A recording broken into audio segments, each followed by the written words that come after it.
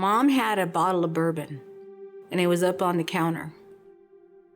Little did I know that my brothers were already experimenting with it. I started drinking some of that bourbon too.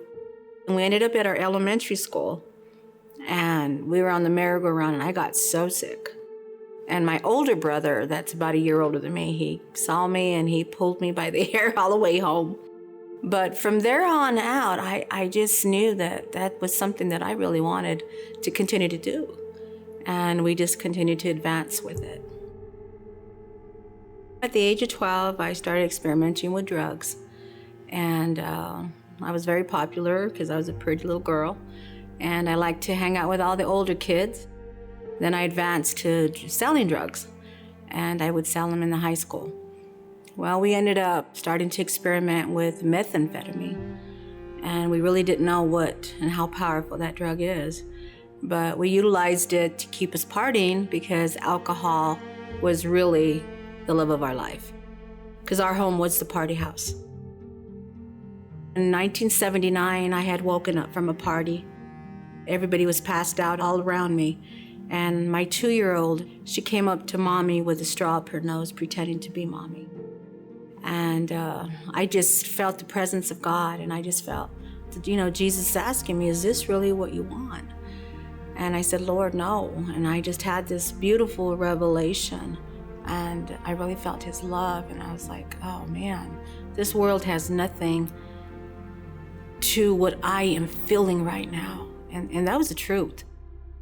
I loved alcohol. I loved methamphetamine. I loved to stay high. And when I experienced the presence of God the way that I did, nothing has ever been able to ever compare to that. It was around November, and they were going to have a big Thanksgiving dinner here. My husband wasn't interested at the time. He still was smoking. I just said, I need to go. So my daughter and I, we came.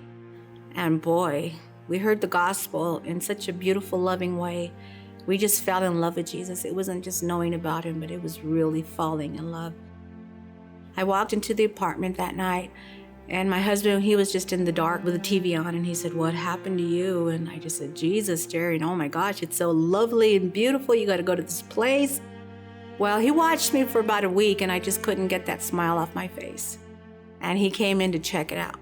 He thought I was maybe flirting with somebody in the church or something was going on. But when he walked through those doors, the Holy Spirit got a hold of him, and he fell in love with Christ too. And we started our journey with the Lord. And God started using us very quickly in the ministry. Interfaith went through a series of struggles with pastors. Boy, he went from 300 down to 12. Jerry and I, we knew that we needed to intervene and say, let's just uproot all the junk and let's plant new roots of love. And we really felt God was saying, move to Trumbull, live among the people, know the people, understand the struggles that they go through there. We will do this ministry together. And he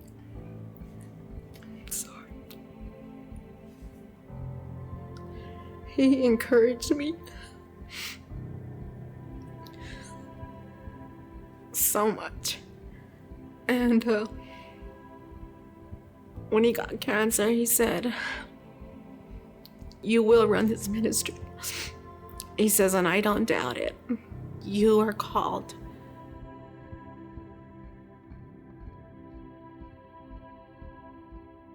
One day I looked out the door and I said, I don't know my neighbors anymore. And I needed to know my neighbors. I felt I needed to know them. And a little day-old bread store up on Gibson had opened. I said, what do you do when it gets day-old, day-old, day-old? Would you be interested in getting rid of it? I'll pay for it. He says, I will fill your truck up for $5. Then I'll throw in sweets. So I started giving out bread and sweets on the sidewalk. It was beautiful. I got to recognize faces, meet some neighbors, but I also assessed the neighborhood was going through homelessness. A lot of it, a lot of addiction.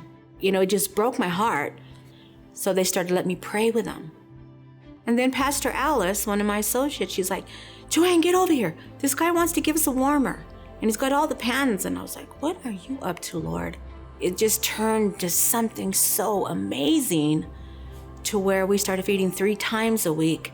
And then the coalition got word of it. They all just came, rallied behind me, and said, we're gonna help Joanne.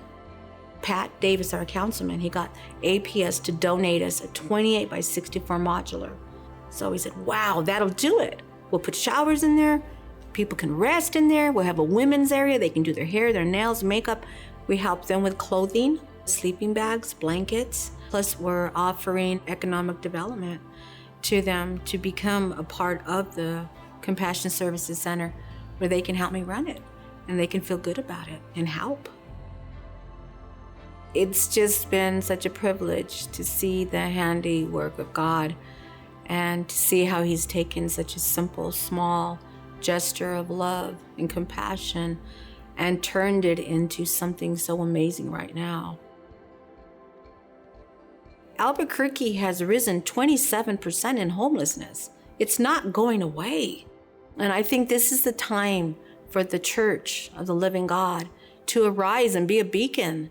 Reach out and see people and love them. Jesus said, love Him first and then love your neighbor. You know that word neighbor means stranger? That is addicting. I mean, I am addicted right now as these folks are rising up and they're thriving. It's the most beautiful thing.